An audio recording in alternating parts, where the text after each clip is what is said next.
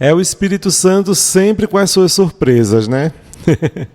A não ser que você estivesse morando fora do planeta e sem nenhuma comunicação com este planetinha carinhosamente chamado pelo saudoso Papa Francisco de Casa Comum, que você não saberia que foram canonizados 2 jovens santos, ou 2 santos jovens. Nesses dias foram canonizados São Pier Giorgio Frassati e São Carlo Acutis. E, bom, você sabe que sobre eles muita gente já está falando por aí, que na verdade já estouraram a bolha da Igreja Católica e está aí rodando no mundo todo. Todo mundo está falando deles, mas eu duvido que do jeitinho salesiano, que do jeitinho do nosso podcast você encontre por aí. Então, para saber tudo da melhor forma possível sobre São Pier Giorgio Frassati e São Carlo Acutis, vem com a gente. Você está no podcast Vamos Juntos.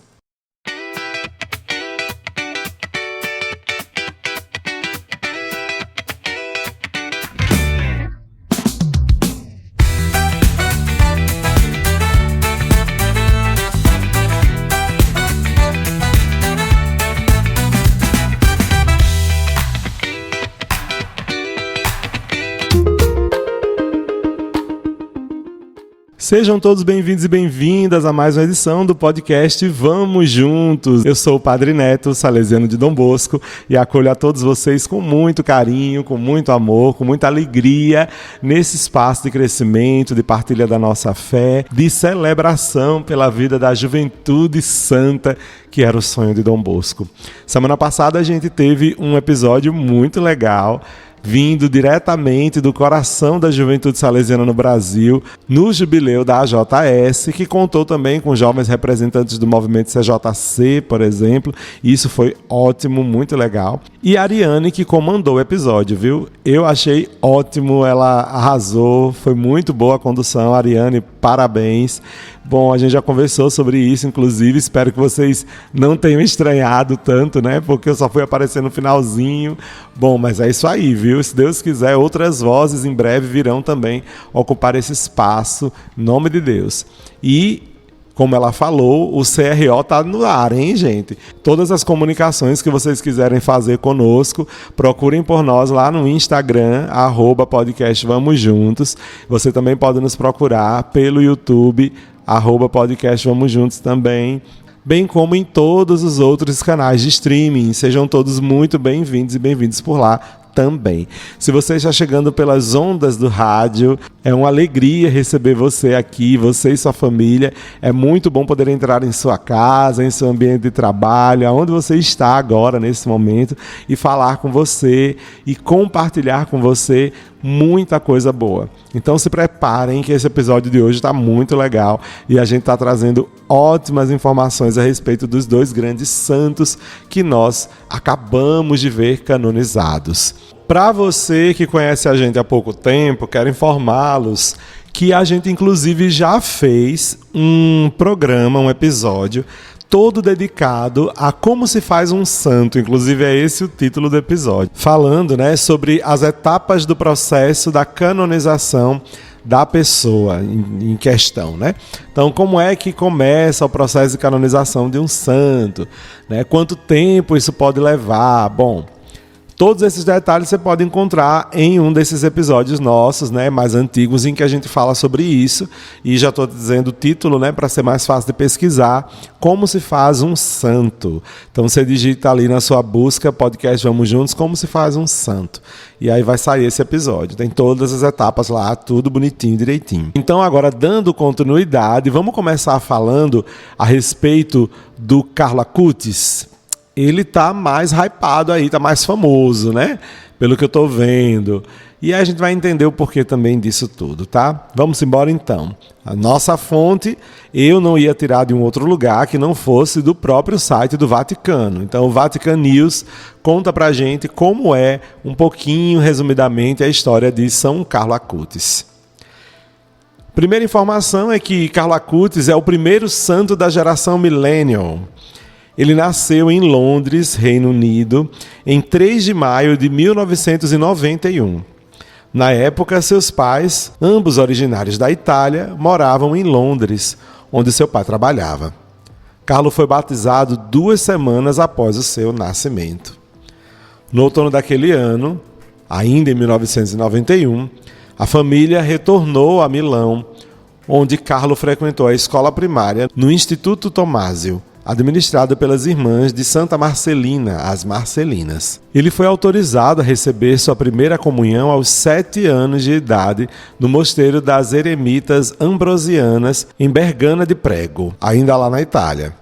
Ao longo de sua vida, sua curta vida, vamos dizer assim, Carlo demonstrou profunda devoção à Eucaristia. Ele participava da missa todos os dias e fazia uma comunhão espiritual nos dias em que estava ocupado com os estudos. Frequentemente realizava pequenos sacrifícios em reparação pela falta de amor demonstrada a Jesus na Eucaristia e contava histórias sobre isso aos seus amigos. Suas palavras, "A Eucaristia é minha autoestrada para o céu", tornaram-se famosas. Após o ensino fundamental, ele se matriculou no clássico Instituto Leone XIII, em Milão também, fundado pela Companhia de Jesus, os Jesuítas. Além de suas atividades escolares, ele também foi catequista em sua paróquia, a paróquia Santa Maria Segreta, em Milão, onde aprendeu a projetar e criar páginas da web enquanto trabalhava no site da paróquia com um aluno de engenharia da computação. Desenvolveu uma paixão tão grande por esse tipo de trabalho que no verão de 2006 ele projetou um site para um projeto de promoção do voluntariado em sua escola e trabalhou em uma página da Pontifícia Academia Cultorum Martyrium, da qual a sua mãe participava. Ele também usou o computador para criar um layout para a oração do Rosário. Olha só, gente, vocês estão percebendo aí a ligação desse jovem com a internet, né? Carlo era um adolescente, ele era muito alegre, extrovertido, de bom coração. Não escondia sua fé e seu amor por Jesus. Estava sempre disposto a ajudar um colega necessitado e era o amigo dos mais pobres de sua vizinhança, dando a todos eles parte de sua mesada quando pediam ajuda. Ele costumava dizer: "Estar sempre perto de Jesus, esse é o meu projeto de vida." Enquanto passava parte das férias de verão em Assis, Perúdia, adotou a espiritualidade franciscana de alegria, contemplação, de respeito pela criação, busca pela paz e proximidade com os mais necessitados. Só um parênteses, né? Vendo a história de Carlo Acutis, eu queria compartilhar com vocês também algo em que a gente se aproxima um pouquinho, né? É bom a gente ter uma familiaridade com os santos de alguma forma, né? Projeto de vida, como ele resumiu, né? Estar sempre perto de Jesus, foi algo que também eu compartilhei com os meus amigos que me acompanhavam vocacionalmente, né? Eu não sabia se eu ia ser padre, se eu ia ser irmão, se eu ia ser religioso, mas de uma coisa eu tinha certeza: eu não queria estar longe de Jesus. Eu queria ser o que fosse, fazer o que fizesse, mas sempre perto de Jesus. Quando eu vi essa informação lá no site do Vatican News, eu fiquei muito feliz assim, de perceber que esse desejo por Deus, né, que o Espírito Santo vai inspirando a todos nós, passou também pelo meu coração, né, e já estava no coração também de Carlo Acutis dessa forma. Voltando para a história, em outubro de 2006, ele foi diagnosticado com uma forma agressiva de leucemia. Em poucos dias, a saúde dele piorou muito. E ele ofereceu seu sofrimento ao Santo Padre pelo bem da igreja e pela esperança de ir para o céu. Após ser internado no Hospital San Gerardo, em Monza, recebeu o sacramento da unção dos enfermos. E em 12 de outubro de 2006, aos 15 anos e 5 meses, Carlo Acutis faleceu. Eu vi pelas pesquisas feitas da vida dele que o padre que foi dar a unção dos enfermos passou pela mãe dele e foi muito claro a dizer: o seu filho é um santo. Esse menino é santo. Bonito, né, de saber sobre isso. Bom, após o falecimento, o corpo de Carlo Acutis foi inicialmente ao túmulo da família em Ternengo, em Biella, lá na Itália. E logo depois foi transferido para o cemitério de Assis. Há alguns anos ele é conservado no Santuário do Despojamento, na mesma cidade de São Francisco, onde é exposto para a veneração de um grande número de fiéis que vêm do mundo todo. A gente vê o corpo dele lá na esquife, né? Através do vidro, mas só para que todos saibam, não se enganem, viu? O corpo dele ali está preservado e o que a gente vê, né, por fora é uma máscara de silicone que cobre o corpo dele, né? Então o que a gente vê ali por fora é o que seria o corpo deste jovem, mas dentro mesmo é que estão os restos mortais que a gente não consegue ver. Apenas 5 anos após a morte de Carlo Acutis, foi fundada então, lá na cidade de Milão, a Associação Amigos de Carlo Acutis, com o objetivo de promover a causa de beatificação e de canonização deste jovem adolescente. A investigação feita pela Diocese de Milão aconteceu entre 2013 e 2016. E em 5 de julho de 2018, o Papa Francisco autorizou a então Congregação para a Causa dos Santos a promulgar o decreto declarando que Carlo havia praticado as virtudes cristãs em grau heróico. Sucessivamente, o mesmo Papa reconheceu o primeiro milagre atribuído à intercessão de Carlo Acutis. Logo depois, o mesmo Papa reconheceu o primeiro milagre atribuído à intercessão de Carlo, ocorrido na Arquidiocese de Campo Grande, no Brasil, em 2013 ainda. Isso possibilitou a celebração de sua beatificação em 10 de outubro de 2020, na Basílica Superior de São Francisco, em Assis. Por fim, o Papa Francisco, ao aprovar um segundo milagre realizado por Deus, graças à intercessão do beato Carlo Acutis, que ocorreu em Florença em 2022, abriu o caminho dele para a canonização. E assim, tivemos, no último dia 7 de setembro, a canonização de Carlo Acutis. Vamos então agora à história do Pier Giorgio Frassati, esse tesouro, e eu digo assim porque entre os dois a minha devoção maior é a do Pier Giorgio. Eu sei que pode parecer um pouquinho diferentão, mas tenho a simpatia pelo Carlo Acutis, não tem como, né? Inclusive, a ligação dele com a figura de São Domingos Sábio é inegável, né? Um jovem adolescente que buscou a santidade. No entanto, a gente tem uns detalhes aqui da vida do Pier Giorgio que eu tenho certeza que você, que é um jovem mais adulto, também vai se identificar com ela. Então vamos embora partir para a história do Pier Giorgio Frassati. Bom, Pier Giorgio nasceu em Turim, olha lá, na mesma terrinha de Dom Bosco, só que em 1901, dentro de uma família muito rica. Seu pai, Alfredo, jornalista e dono do jornal La Stampa, era um amigo íntimo de Giolitti, que enviou a Berlim como embaixador. Sua mãe era uma pintora famosa. Vittorio Emanuele III, por exemplo, comprou uma das suas obras expostas na Bienal de Veneza. Na família Frassati, a fé não era bem de casa o bastante. O Senhor Deus soube abrir alas nos corações dos homens dispostos a dar-lhe ouvido. Pier Giorgio não se sentia muito à vontade na classe social onde ele vivia. Era um menino muito, muito rico. Mas também dentro de casa ele tinha alguns incômodos, porque a fé era um elemento mais formal do que essencial dentro de casa. Passou então toda a infância com a irmã Luciana, a irmã mais nova dele. E era mais nova só 1 ano mesmo. Era a sua única confidente, uma vez que os contrastes com seus pais se tornavam cada vez mais evidentes. Pier Giorgio não era um excelente estudante, pelo menos até entrar para o Instituto Social dos Padres Jesuítas. Ao se formar, passou a estudar engenharia mecânica. Mas sobre esse tempo de estudo aí, desde sua infância, a gente vai contar mais tarde um detalhe bem interessante.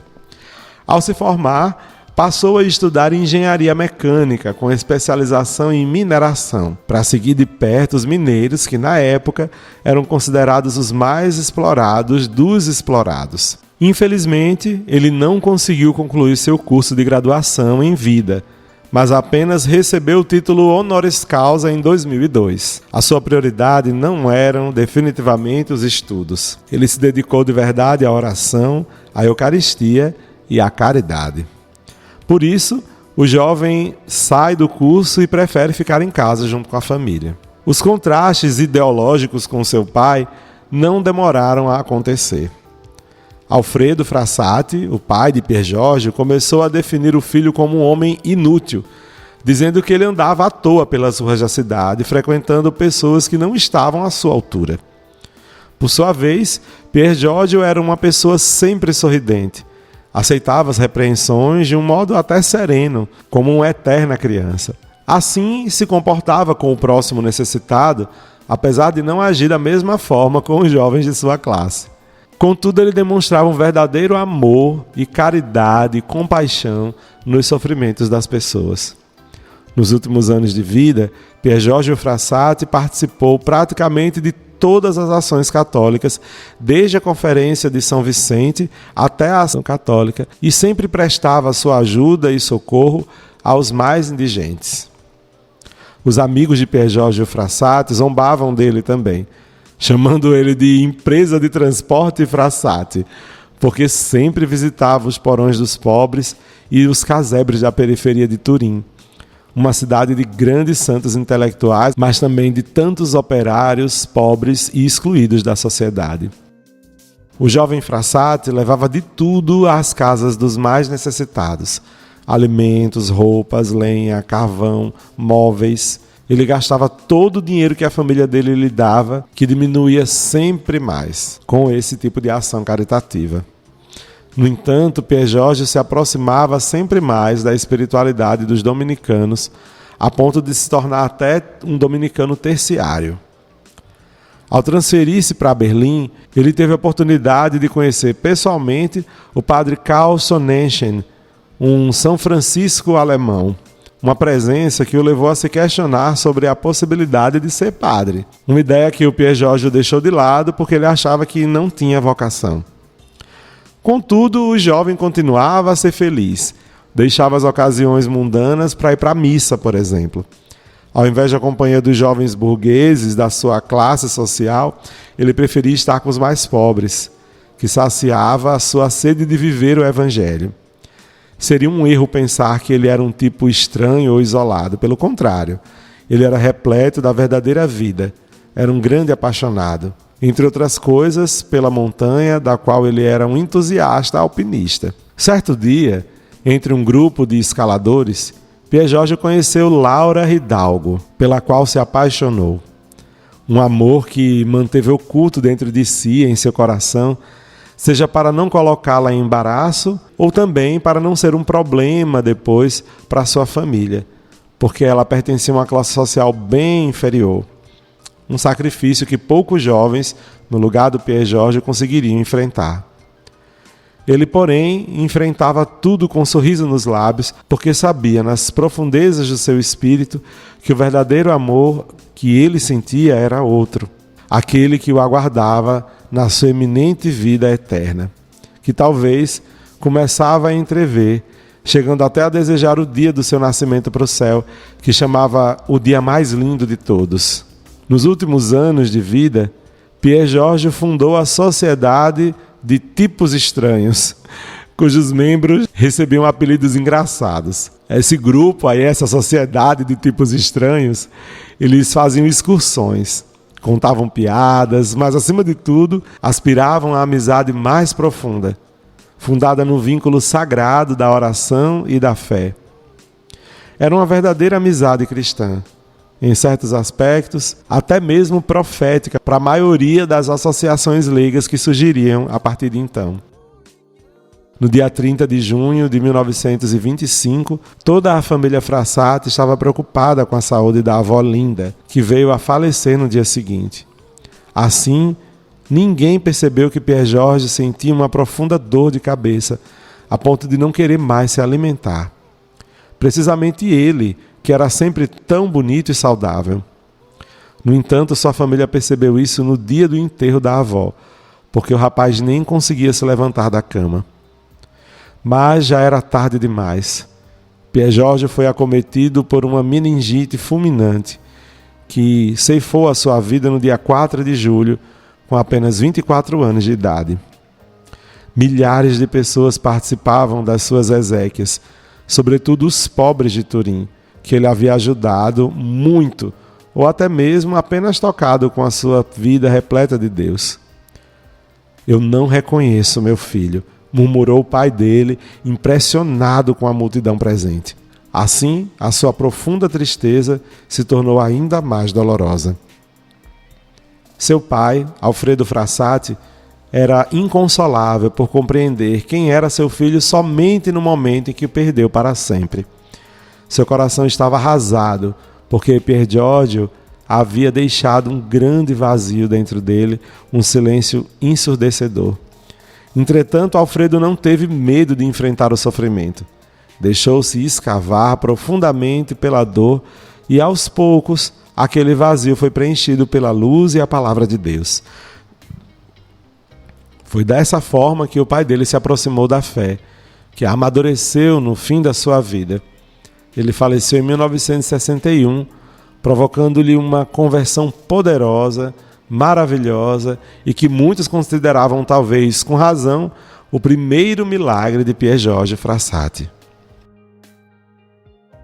Os anos foram se passando e a gente vê depois o próprio Papa João Paulo II fazer grandes esforços, de divulgação da vida deste jovem como modelo para a santidade dos jovens adultos ao redor de todo o mundo.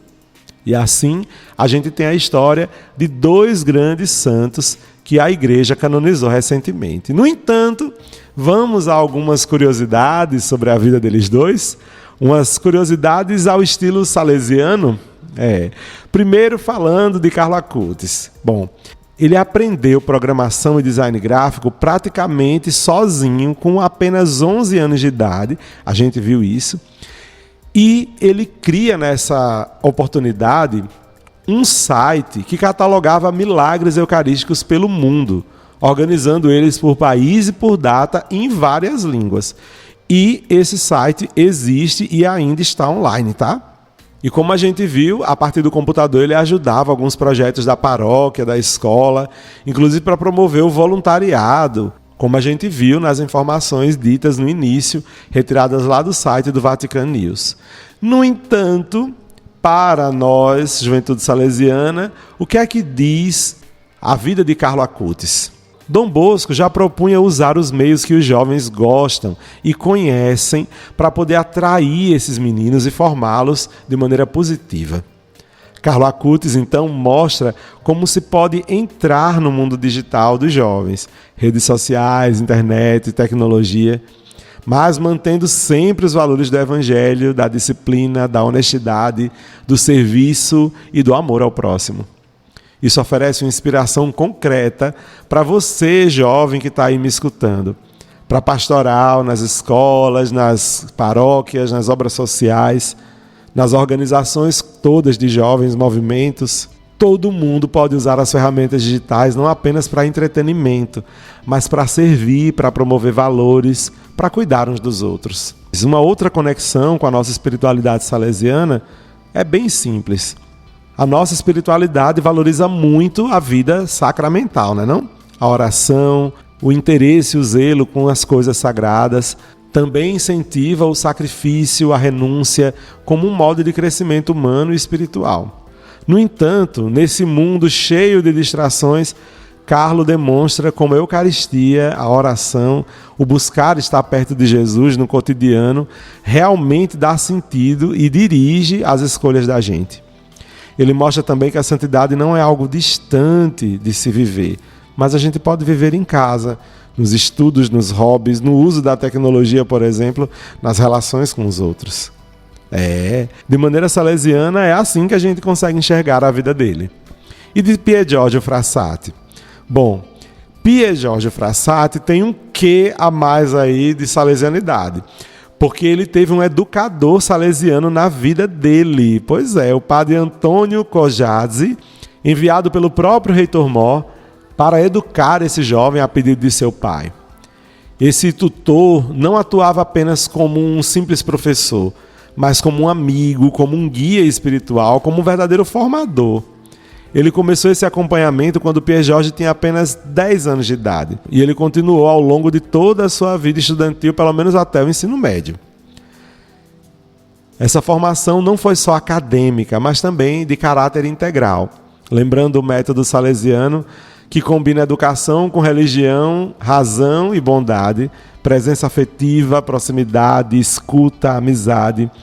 Pierre Jorge vivia isso, não era não, na vida dele? E ele era orientado no estudo com seus desejos pessoais, com seu crescimento espiritual, sempre apoiado por uma presença amiga que não julgava, mas motivava. E essa curiosidade mostra o valor de ter um mentor ou um guia que acompanhe a gente de perto. Alguém que ofereça um espaço seguro de crescimento, de diálogo, para poder discernir melhor as escolhas, incentivar o serviço, a oração, o compromisso. É por isso que nas nossas obras, nas obras salesianas, isso pode inspirar muita gente que invista em orientadores, diretores de grupos de jovens, diretores espirituais, animadores de oratório, de modo que os jovens se sintam vistos, ouvidos, estimulados a buscar a santidade no dia a dia. Pierre Jorge Frassati também era apaixonado pelas montanhas e pelo alpinismo. Ele vivia nas caminhadas e nas escaladas não só pela aventura ou pelo lazer, mas por momentos de contemplação, de íntimo encontro com a criação e com Deus. Ele escreveu aos amigos sobre o desejo de passar dias nas montanhas para contemplar, como ele mesmo dizia, naquele ar puro, a grandeza do Criador. Não era apenas a atividade física, mas também era uma forma de espiritualidade. Sempre para o alto, era isso que ele dizia. Ele usava o tempo nas montanhas para oração, para refletir, para fortalecer a sua vida interior, suas amizades, e para unir seu corpo, sua alegria, seu contato com o mundo natural, à sua fidelidade a Deus. De maneira salesiana, como é que a gente pode ler isso também? Bom, nós salesianos, nós família salesiana, valorizamos muito as recreações, os encontros com a natureza, a atividade esportiva ou a aventura como espaços de formação humana e espiritual. Ver Pierre Jorge Frassati usando dessa forma a natureza como um meio de elevar a sua alma, de reforçar a sua fé, de aprender os limites e descobrir Deus nas obras da criação, é algo que pode muito se incorporar às nossas dinâmicas salesianas, como retiros, acampamentos, trilhas, esportes, não só como diversão, mas também como experiências sacramentais de amizade com Deus e com os irmãos e irmãs. Eu não disse a vocês que nem em todo lugar vocês iam saber sobre Pierre Jorge Frassati e sobre Carlo Acutis como vocês saberiam aqui? E aí, gostaram de saber essas curiosidades e conhecer um pouco sobre a vida desses dois grandes santos? Meus amigos e amigas, está aqui um modelo de santidade para todo mundo viver. 2 santos jovens, 2 jovens santos. Eu perguntei isso lá nas minhas redes sociais no dia 7 de setembro e quero perguntar aqui, terminando esse podcast. Nós vimos a canonização de 2 santos no dia 7 de setembro. Quem serão os próximos? Será que eles estão ouvindo esse podcast? Para a gente saber sobre aonde esse caminho de santidade que muitos aqui vivem vai dar e saber se eu vou ver a canonização de um dos ouvintes desse podcast ou mais, a pergunta só pode ser uma. Vamos juntos?